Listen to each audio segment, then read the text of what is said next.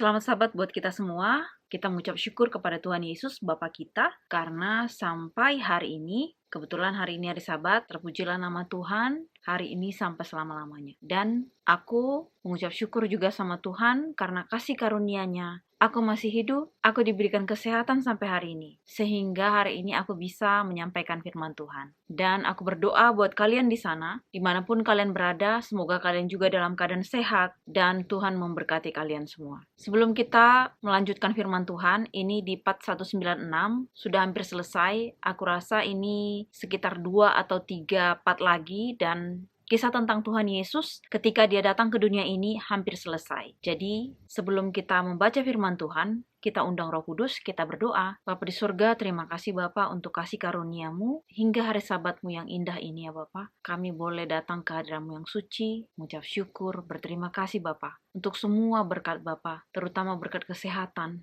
sehingga kami bisa melakukan aktivitas kami seperti biasa. Bapa, anak-Mu akan membaca firman-Mu, kirimkan Roh Kudus-Mu Bapa. Kiranya Roh Kudus-Mu berbicara melalui hati dan pikiranku dan terucap sesuai kehendak-Mu. Bapa di sorga, anak-Mu berdoa untuk orang-orang di luar sana. Siapapun mereka, Bapa, kiranya mereka Engkau berkati dan turut campur tangan Engkau Tuhan dalam setiap pergumulan mereka. Anak-Mu berdoa di dalam nama Tuhan Yesus, Juru Selamat dan Penebus kami. Amin.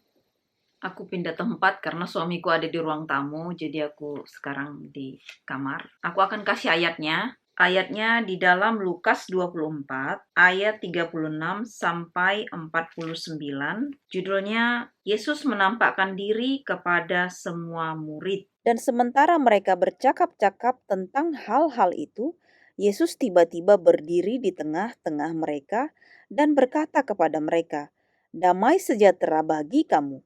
Mereka terkejut dan takut dan menyangka bahwa mereka melihat hantu. Akan tetapi ia berkata kepada mereka, "Mengapa kamu terkejut dan apa sebabnya timbul keraguan-raguan di dalam hati kamu? Lihatlah tanganku dan kakiku. Aku sendirilah ini. Rabalah aku dan lihatlah, karena hantu tidak ada daging dan tulangnya, seperti yang kamu lihat ada padaku." Sambil berkata demikian, ia memperlihatkan tangan dan kakinya kepada mereka. Dan ketika mereka belum percaya karena girangnya dan masih heran, berkatalah ia kepada mereka, "Adakah padamu makanan di sini?" Lalu mereka memberikan kepadanya sepotong ikan goreng. Ia mengambilnya dan memakannya di depan mata mereka. Ia berkata kepada mereka, "Inilah perkataanku yang telah kukatakan kepadamu ketika aku masih bersama-sama dengan kamu, yakni bahwa harus digenapi semua yang ada tertulis tentang aku dalam kitab Taurat Musa dan kitab Nabi-Nabi dan kitab Mazmur." Lalu ia membuka pikiran mereka, sehingga mereka mengerti kitab suci. Katanya kepada mereka, "Ada tertulis demikian, Mesias harus menderita dan bangkit dari antara orang mati pada hari yang ketiga. Dan lagi, dalam namanya, berita tentang pertobatan dan pengampunan dosa harus disampaikan kepada segala bangsa, mulai dari Yerusalem. Kamu adalah saksi dari semuanya ini, dan aku akan mengirim kepadamu apa yang dijanjikan Bapakku. Tetapi kamu harus tinggal di dalam kota ini sampai kamu diperlengkapi dengan kekuasaan dari tempat tinggi. Tadi kita sudah baca firman Tuhan, jadi aku ada ambil poin di sini yang pertama kali ketika Yesus tiba-tiba muncul, katanya ya, di sini dia muncul di tengah-tengah murid-muridnya, di mana murid-muridnya sedang berkumpul di dalam ruangan. Jadi Yesus tiba-tiba muncul. Kalau tiba-tiba muncul artinya Yesus bukan datang dari luar masuk ke dalam, beda. Kalau tiba-tiba muncul langsung seperti kayak ting gitu kan. Makanya kenapa murid-muridnya heran dan percaya nggak percaya. Ketika itu Yesus bilang, "Ini aku." Kemudian Tuhan Yesus katanya menunjukkan tangannya yang bekas luka dan kakinya. Kemudian Tuhan Yesus mengatakan lagi kalau hantu tidak punya daging dan tidak punya tulang. Dan aku di sini pun baru tahu ya, karena di sini udah diterangkan bahwa hantu tidak mempunyai daging dan tidak mempunyai tulang. Artinya cuman kelihatan aja, tapi kan kalau kita pegang itu kosong. Nah, Yesus adalah aslinya dia karena dia sudah bangkit. Kan Yesus Tuhan kita adalah 100% manusia dan 100% Tuhan. Dia punya hak untuk memberikan nyawanya, mengembalikan juga nyawanya. Karena dia sendiri adalah Bapa itu. Karena dia sudah mengatakan, aku di dalam Bapa, Bapa di dalam aku. Tetapi dia jelmaan Bapa itu. Seperti di video yang lalu aku sudah terangkan, silakan kalian menonton ya. Jadi biar nggak bolak-balik dan nggak panjang video aku. Nah, setelah di sini diterangkan sama Tuhan kepada murid-muridnya sendiri, kenapa murid-muridnya itu tidak percaya atau ada yang percaya tapi nggak percaya gitu, atau heran dan bahkan mungkin ada yang seperti merasa itu aneh gitu ya. Jadi ketika di sini dikatakan lagi, Yesus sampai mengatakan kepada mereka, dia meminta katanya apa? Ikan goreng. Ikan goreng. Jadi kepengen makan ikan goreng aku. Dia meminta ikan goreng katanya, dan ada di situ ada satu potong ikan goreng gitu, dan Tuhan Yesus memakan di depan mata mereka. Supaya apa? Supaya mereka itu percaya bahwasanya dialah Tuhan itu. Dia sudah bangkit. Di ayat 40, sambil berkata demikian, ia memperlihatkan tangan dan kakinya kepada mereka, dan ketika mereka belum percaya karena kegirangannya dan masih heran, berkatalah ia kepada mereka, adakah padamu makanan di sini? Lalu mereka memberikan kepadanya sepotong ikan goreng. Ia mengambilnya dan memakannya di depan mata mereka. Jadi ini fungsinya supaya mereka percaya kalau Yesus itulah dia yang bangkit itu. Karena waktu Maria datang ke kuburan Yesus, ketika Maria juga tidak menemui mayat Yesus, dia menangis. Kemudian malaikat menyamperin Maria, mengatakan, kenapa kamu mencari orang yang sudah bangkit atau yang hidup di antara orang mati? Ketika itu si Maria nggak ngerti dan dia malah mengatakan bahwa Tuhanku telah diculik atau dicuri sama orang. Kemudian Tuhan Yesus pun datang juga di belakang. Dia merasa itu tukang jaga kuburan, padahal itu Tuhan Yesus sendiri. Sehingga Tuhan Yesus memanggil dia Maria. Jadi pada saat Yesus sudah mengatakan hal tersebut, Maria tersadar dan dia pergi ke murid-muridnya menyampaikan hal-hal yang dia alami. Tetapi pada faktanya murid-murid nggak percaya. Nah, di sini juga Yesus sendiri datang di tengah-tengah mereka, murid-muridnya juga nggak percaya. Kenapa? Karena itu tadi matanya ada yang terselubung atau tidak dicelikkan, belum dicelikkan. Di sini dikatakan lagi ya, aku baca di ayat 44 ya. Ia berkata kepada mereka, inilah perkataanku yang telah kukatakan kepadamu ketika aku masih bersama-sama dengan kamu, yakni bahwa harus digenapi semua yang ada tertulis tentang aku dalam kitab Taurat Musa dan kitab Nabi-Nabi dan kitab Mazmur. Lalu ia, Yesus di sini, membuka pikiran mereka sehingga mereka mengerti kitab suci. Katanya kepada mereka, ada tertulis demikian,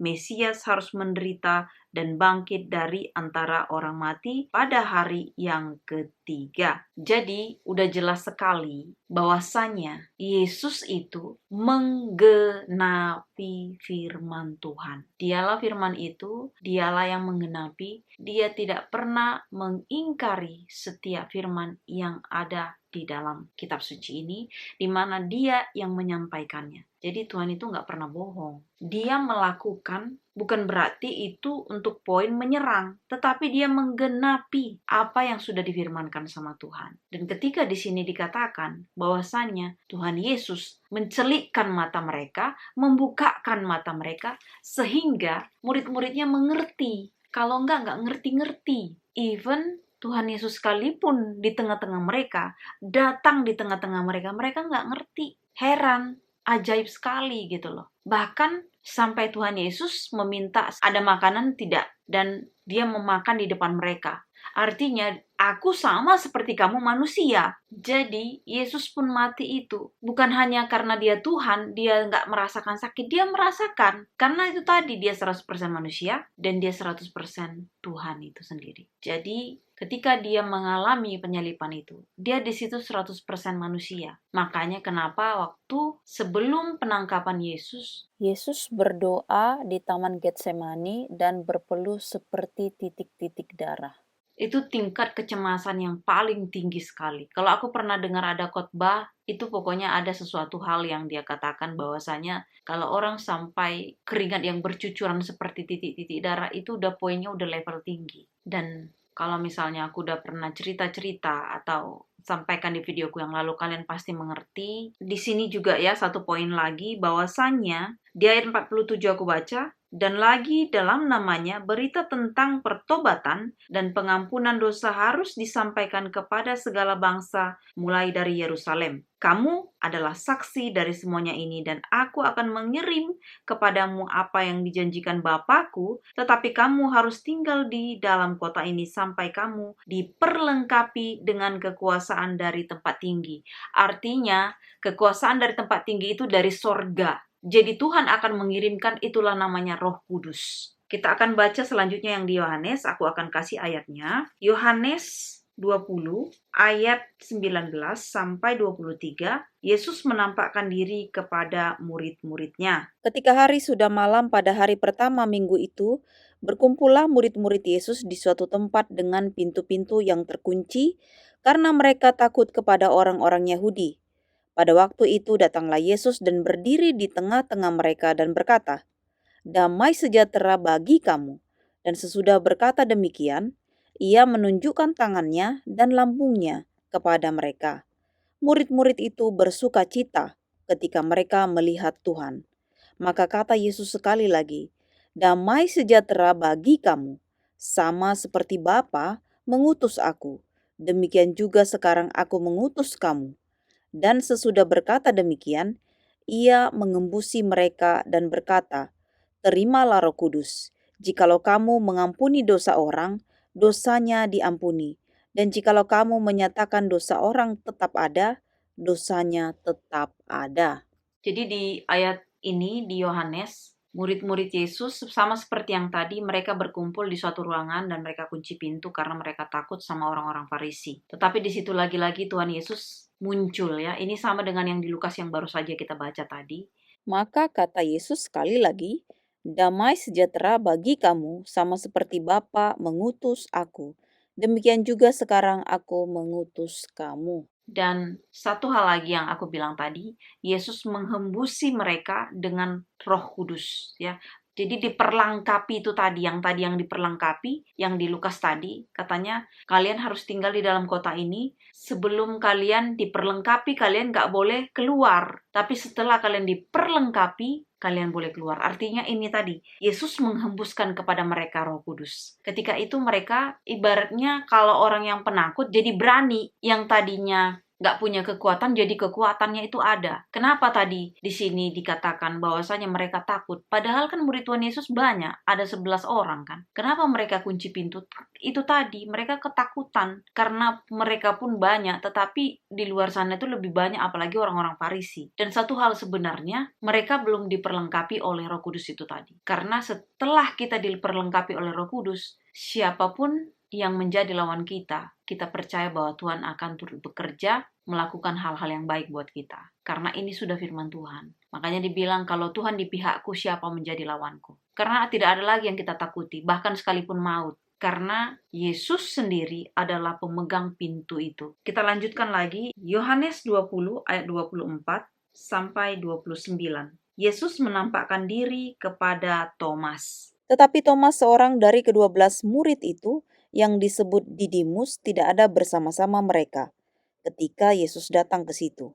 Maka kata murid-murid yang lain itu kepadanya, "Kami telah melihat Tuhan."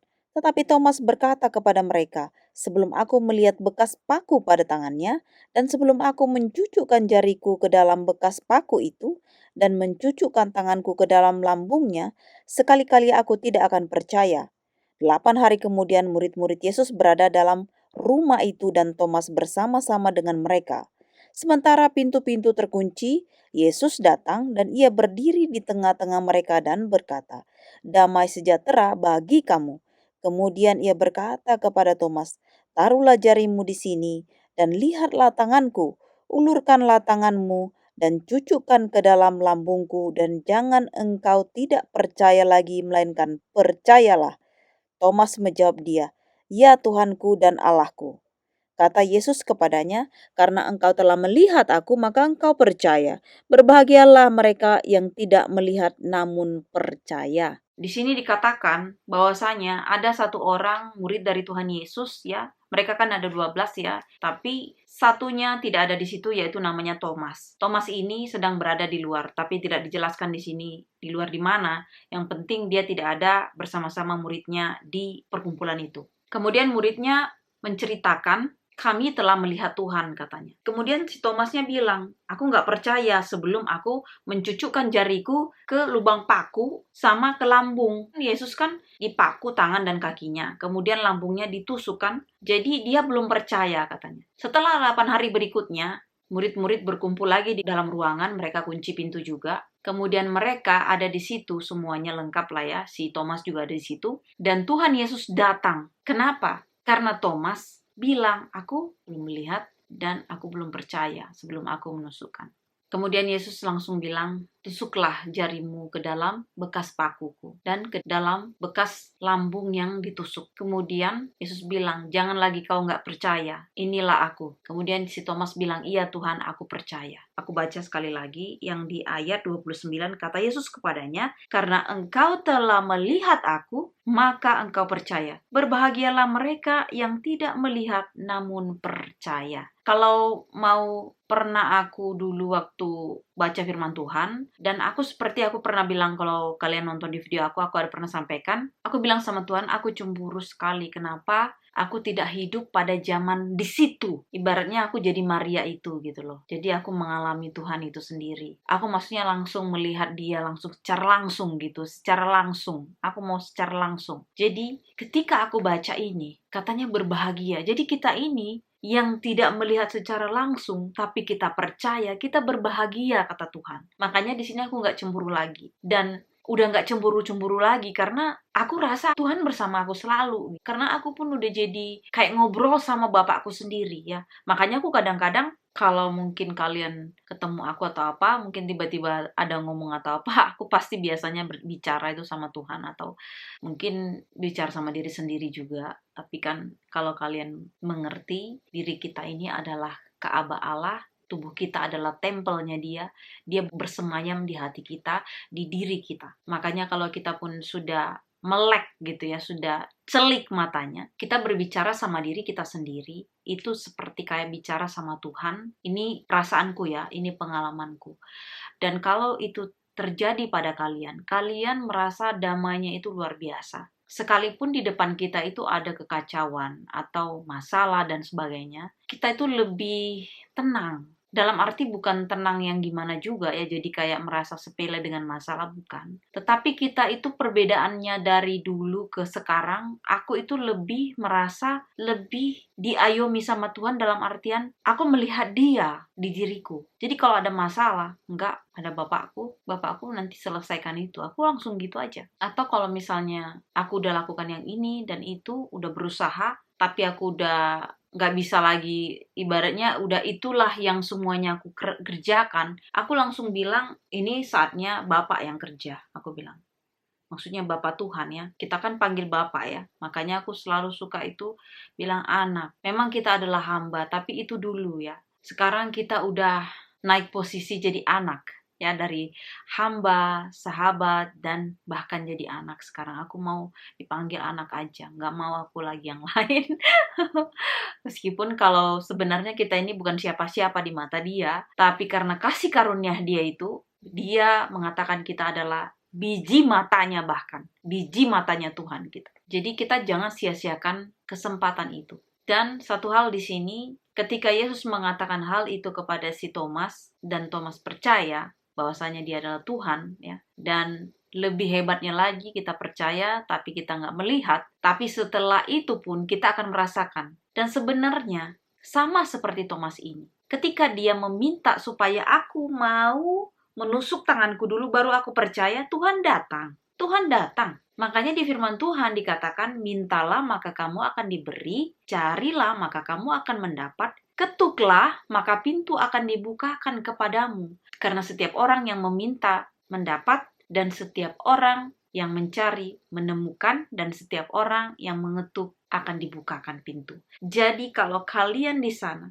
meminta sama Tuhan, meminta dengan hati yang tulus, bukan seperti mencari pembenaran, tetapi cari kebenaran itu. Cari Tuhan dengan segenap hatimu. Jangan bersandar kepada pengertianmu sendiri. Akui dia dalam segala lakumu. Minta sama dia. Kalau aku yang kemarin ada pengalaman, jadi waktu kerja, aku bersyukur. Makanya aku bilang aku bersyukur sama Tuhan kasih karunia. Pokoknya kalau udah cerita tentang aku tuh pasti air mataku itu udah mau menetes aja ya. Bahwasanya aku di kerjaan itu, awal-awal kerja itu berat sekali ya, berat banget. Kaki sakit, pegal semuanya ya. Setiap pulang kerja pasti aku nangis. Di perjalanan mau ke bus itu aku nangis. Karena rasanya sakit, punggung sakit, semua sakit. Itu rasanya itu kayak kemo aja gitu. Padahal aku nggak kemo. Tetapi apa yang aku bersyukur, dalam arti nangisnya itu karena kesakitan, tapi bukan mengeluh yang gimana ya, ibaratnya bukan mengeluh yang menyesali gimana. Aku bilang, Tuhan sakit banget ini gitu. Tapi aku bersyukur karena aku sehat. Tuhan berikan aku kekuatan sehingga aku bisa menjalani hidup ini. Supaya aku juga nggak menyusahkan orang yang hidup gitu. Seperti aku kan udah kasih tahu ke video-video yang lain. Aku nggak mau hidup asal hidup.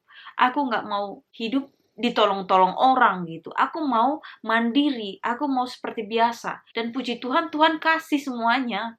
Itu tadi kenapa? Karena aku meminta. Makanya bagi kalian di sana, minta sama Tuhan. Jangan pernah harapkan manusia, jangan pernah bersandar sama manusia. Oke, pasti ada yang nolong, tapi itu adalah sumbernya dari Tuhan. Kalau Tuhan tidak menggerakkan orang itu, mustahil, mustahil. Tetapi karena Tuhan yang menggerakkan orang itu, makanya ada pertolongan contohnya. Atau ada jalan, ada informasi. Tetapi itu sumbernya dari atas. Tuhan pakai setiap kita, siapapun kita. Atau apapun kita yang butuhkan. Kita butuhkan dari siapapun dan orang itu membantu kita, itu pasti tangan Tuhan yang bekerja.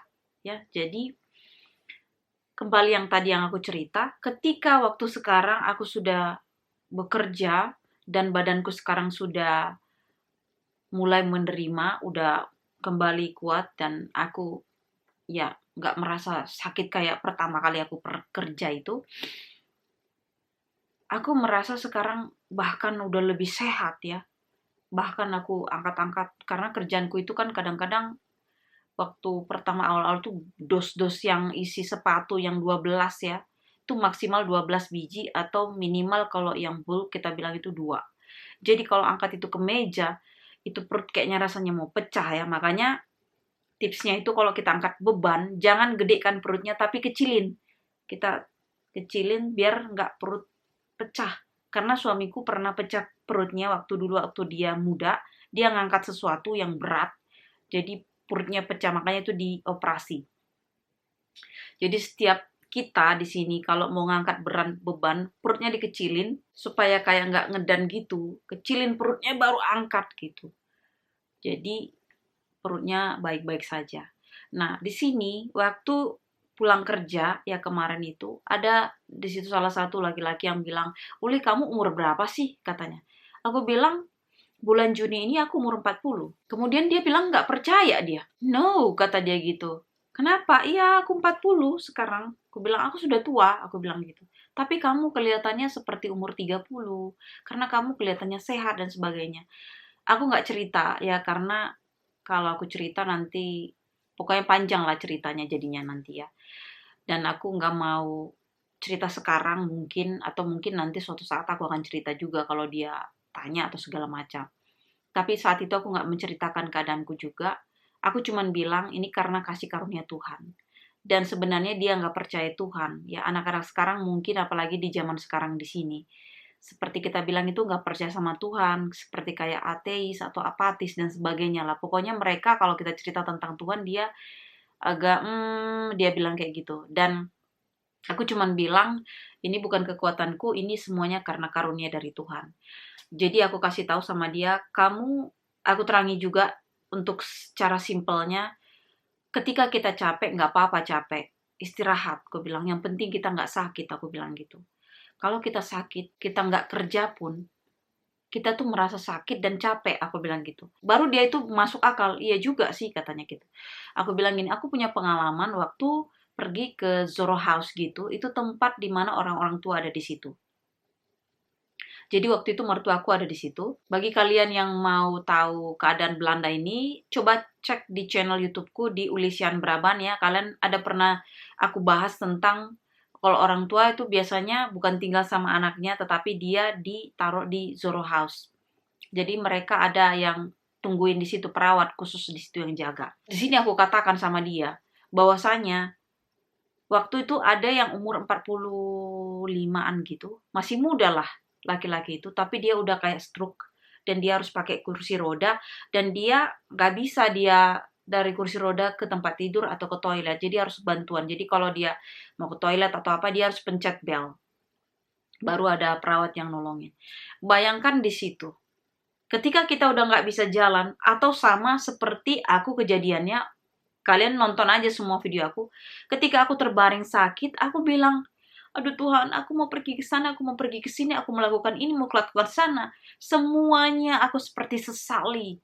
Ya, jadi bagi kita yang sehat sekarang, capek nggak apa-apa, capek. Istirahat. Istirahat. Kemudian kerja lagi, lakukan lagi. Yang penting nggak sakit. Kalau kita sakit, nggak capek pun, nggak kerja pun, badan terasa sakit, badan terasa berat semua. Makanya pilih yang mana? Lebih baik kita sehat kan? Walaupun capek, penting hati kita apa? Fokus sama kerjaan kita. Fokus sama Tuhan. Gak usah pikirin yang aneh-aneh lah. Kalaupun ada teman atau apa yang bikin aneh-aneh, lebih baik kita Tuhan berdoa aja. Seperti aku, Tuhan begini, begini, begini. Aku sampaikan. Kenapa? Karena aku merasa Tuhan itu Bapakku. Jadi aku nggak ada sekat-sekat gitu. Bahkan kalau mau berdoa pun dimanapun aku berada, di bus, di jalan, di mana aku sambil nangis kek atau apa kek, aku curhat sama Bapak begini, begini, begini tadi, ini begini, aku nggak kuat segala macam. Tuhan dengar semuanya, makanya kita jadi tenang ya. Jadi yang aku rasakan sekarang itu bukan lagi, bahkan aku lebih sehat dari sebelumnya. Tapi ini pun yang kudapatkan bukan karena gagah-gagahku, semuanya karena Tuhan. Karena Bapa, karena Tuhan Yesus, karena Dia yang menopang aku. Dia yang memberikan segalanya. Makanya He is the one and only, yang nggak bisa aku sebutkan lagi kebaikannya, nggak bisa terukur lagi, ya, infinite. Ya, jadi nggak terbatas dia. Oke, kita lanjutkan lagi. Ini ayat yang terakhir lagi ya. Di Yohanes 21 ayat 1 sampai 14. Yesus menampakkan diri kepada murid-muridnya di pantai Danau Tiberias. Kemudian Yesus menampakkan diri lagi kepada murid-muridnya di pantai Danau Tiberias, dan ia menampakkan diri sebagai berikut. Di pantai itu berkumpul Simon Petrus, Thomas yang disebut Didimus, Nathanael dari Kana yang di Galilea, anak-anak Zebedeus, dan 2 orang muridnya yang lain. Kata Simon Petrus kepada mereka, "Aku pergi menangkap ikan." Kata mereka kepadanya, "Kami pergi juga dengan engkau." Mereka berangkat lalu naik perahu, tetapi malam itu mereka tidak menangkap apa-apa. Ketika hari mulai siang, Yesus berdiri di pantai, akan tetapi murid-murid itu tidak tahu bahwa itu adalah Yesus. Kata Yesus kepada mereka, "Hai anak-anak, adakah kamu mempunyai lauk pauk?" Jawab mereka, "Tidak ada." Maka kata Yesus kepada mereka, "Tebarkanlah jalamu di sebelah kanan perahu, maka akan kamu peroleh." Lalu mereka menebarkannya, dan mereka tidak dapat menariknya lagi karena banyaknya ikan. Maka murid yang dikasihi Yesus itu berkata kepada Petrus, "Itu Tuhan." Ketika Petrus mendengar bahwa itu adalah Tuhan, maka ia mengenakan pakaiannya, sebab ia tidak berpakaian, lalu terjun ke dalam danau. Murid-murid yang lain datang dengan perahu karena mereka tidak jauh dari darat, hanya kira-kira 200 hasta saja, dan mereka menghela jala yang penuh ikan itu. Ketika mereka tiba di darat, mereka melihat api arang dan di atasnya ikan dan roti. Kata Yesus kepada mereka, Bawalah beberapa ikan yang baru kamu tangkap itu. Simon Petrus naik ke perahu, lalu menghela jala itu ke darat, penuh ikan-ikan besar. 153 ekor banyaknya. Dan sungguh pun sebanyak itu, jala itu tidak koyak. Kata Yesus kepada mereka, marilah dan sarapanlah. Tidak ada di antara murid-murid itu yang berani bertanya kepadanya, siapakah engkau? Sebab mereka tahu bahwa ia adalah Tuhan. Yesus maju ke depan mengambil roti dan memberikannya kepada mereka. Demikian juga ikan itu. Itulah ketiga kalinya Yesus menampakkan diri kepada murid-muridnya sesudah ia bangkit dari antara orang mati. Kita tadi udah baca firman Tuhan, bahwasanya Yesus yang untuk ketiga kali datang waktu murid-muridnya di Danau Tiberias. Jadi di sini dikatakan ada si Petrus, ada Thomas yang disebut Didimus. Kemudian katanya ada di sini Nathanael dari Kana yang di Galilea, kemudian Zebedeus dan dua orang muridnya yang lain. Ketika mereka berada di situ, Yesus ada datang ke situ siang-siang katanya. Yesus mengatakan, kalian ada lauk pauk enggak? Tetapi murid-murid itu tidak mengenal dia. Jadi, mereka bilang, tidak ada. Kemudian Yesus mengatakan, tebarkanlah jalamu sebelah kanan. Di ayat 5, kata Yesus kepada mereka, hai anak-anak, adakah kamu mempunyai lauk pauk? Jawab mereka, tidak ada. Maka kata Yesus kepada mereka, tebarkanlah jalamu di sebelah kanan perahu.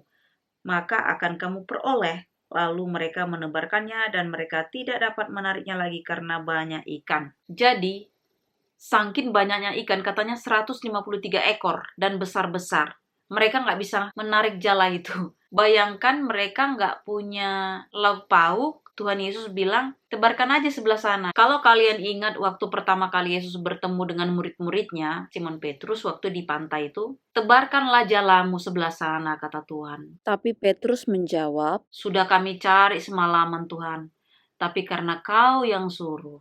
Tapi karena Kau yang suruh, kami akan lakukan. Apa yang terjadi? Jala mereka penuh ikan. Di sini aku juga belajar bahwa tidak ada yang mustahil sama Tuhan itu. Kalau kita percaya, ya, makanya dibilang Tuhan, kalau kau punya iman sebiji sesawi, gunung pun kau bisa pindahkan. Apapun yang diinginkan hatimu akan terpenuhi. Tapi kalau kau percaya, masalahnya kita kan nggak percaya. Kalau dibilang percaya, ya percaya sekarang. Tapi waktu kejadiannya terjadi, nggak percaya. Dan itulah kita harus mengalahkan kedagingan kita ini. Kita harus mempunyai kekuatan itu dari diri kita sendirinya, mau.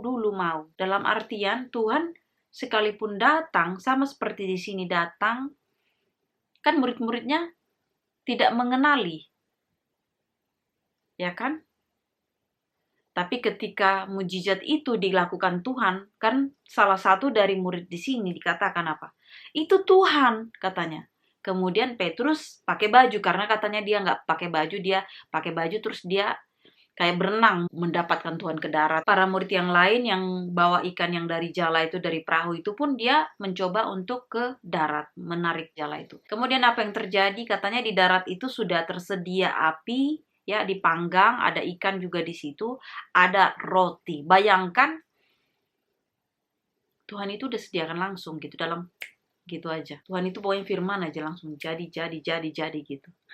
Bayangkan, makanya aku bilang di sini, jangan lagi cari-cari yang lain lah. Mencari ini, cari itu, cari ini. Udah langsung aja ke Tuhan. Kenapa? Karena aksesnya itu terbuka sama siapapun kita. Bukan hanya sama aku, sama kalian di sana juga. Jadi, satu hal, aku kasih tahu sama kalian juga bahwasanya Tuhan Yesus Bapa kita itu luar biasa banget. Nggak perlu kita harus kesana dulu, ya, misalnya berdoa harus ini dulu, harus itu dulu. Enggak.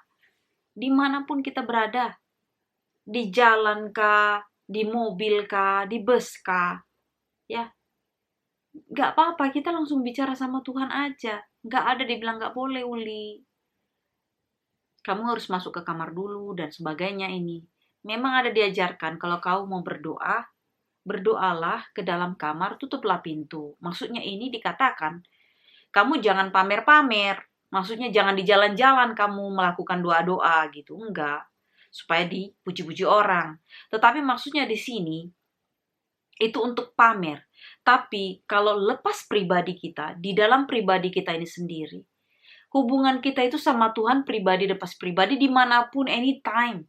Tuhan gak pernah kayak kantor gitu misalnya contohnya. Bukanya dari jam 8 sampai jam 12 siang. Jam 1 istirahat. Dari jam 2 sampai jam sekian baru boleh telepon, contohnya kayak gitu. Tidak ada pernah Tuhan atur-atur kita kalau mau datang sama dia. Jadi bagi kita, jangan sia-siakan. Dan sekali lagi, Tuhan mengangkat kita menjadi anaknya.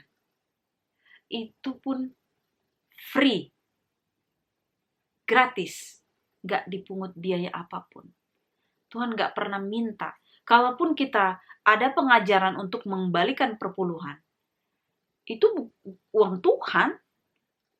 Kalau bagi aku itu haknya Tuhan. Sebenarnya bukan jadi apa ya? Bukan jadi beban.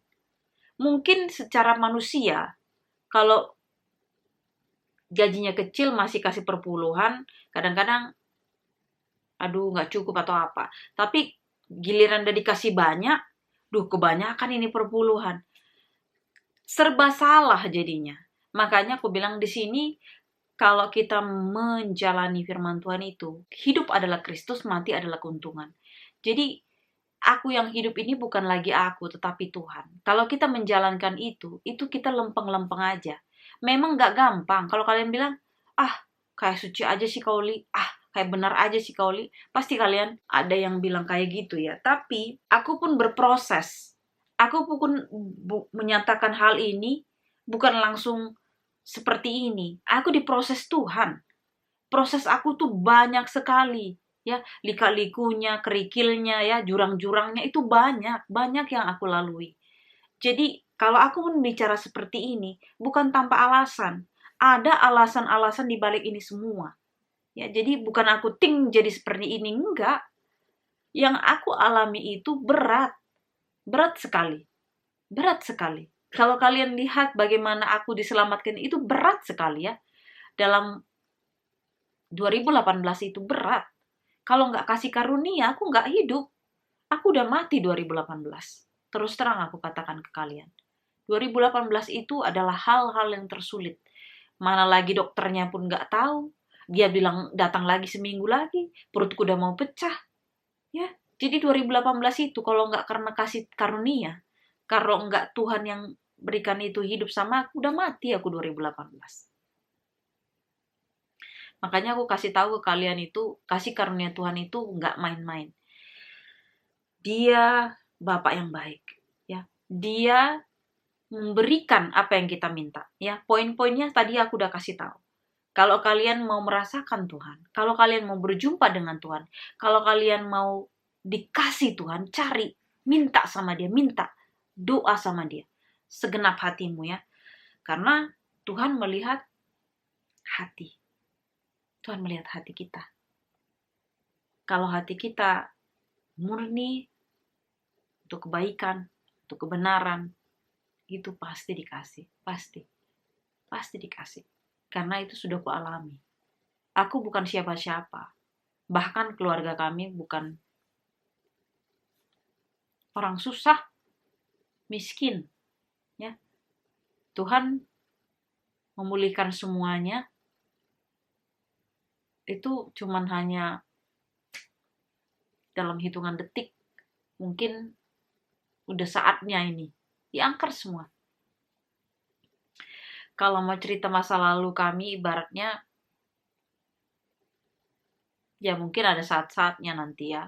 Kalau ini udah panjang sekali, mungkin nanti ada di video-video yang selanjutnya. Atau kalau kalian nonton channelku di Ulisian Braban, di situ ada sedikit. Kalau kalian punya komen atau apapun, aku akan ceritakan lebih luas lagi. Tapi intinya, kehidupan kami yang dulu itu benar-benar sangat susah.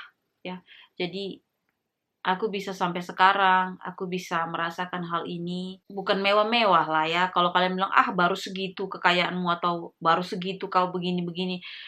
Mungkin kalian lebih lah dari aku, tapi bagi aku ini aku sudah diberkati sekali. I'm blessing, ya. Kalau sekarang aku bilang I'm not lucky, but I'm blessed. Ya, jadi aku diberkati. Kalau diberkati itu apa artinya? Kita nggak pernah takut dengan apapun di depan kita, sekalipun itu maut. Makanya selalu bersyukur, meminta sama Dia kebijaksanaan, kekuatan, kesabaran, pengetahuan, semua dari Dia. Karena nggak ada yang lain. Dia itu nggak terbatas. Ya mungkin orang ilmunya segini, segini, segini, tapi jangkanya masih kecil. Tapi kalau Dia, Tuhan itu, Bapa itu nggak terbatas. Infinite. Nggak bisa terucap. Kertas pun nggak cukup ya. Kalau dikumpulkan semua kertas ini nggak cukup kasihnya. Sama seperti lagu. Jika punlah penuh tinta dan langit menjadi kertas, rumput-rumput jadi pena, dan orang sekalian penulis menuliskan kasih Tuhan akan kering lautan. Langit tak dapat muatkan segenap kasih Tuhan. Oh kasih Allah yang limpah, tak dapat diduga, kasih yang kekal selamanya, jadi nyanyian surga. Oh kasih Allah yang limpah, tak dapat diduga,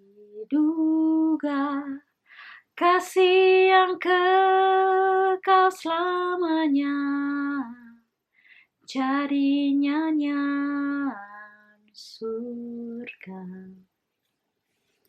Jadi sekalipun tinta itu diibaratkan air yang di laut, nggak cukup nulis untuk kasih Tuhan. Saking luar biasa Tuhan kita ya. Jadi inilah doa dan harapan kita. Kita berdoa. Bapa di surga, terima kasih ya Bapak untuk kasih setiamu untuk hari ini ya Bapak. Bapak sekarang juga sudah hampir penutupan hari Sabat, kiranya berkat Sabat turun atas kami dan kami melakukan segala yang Engkau inginkan, segala yang Engkau harapkan.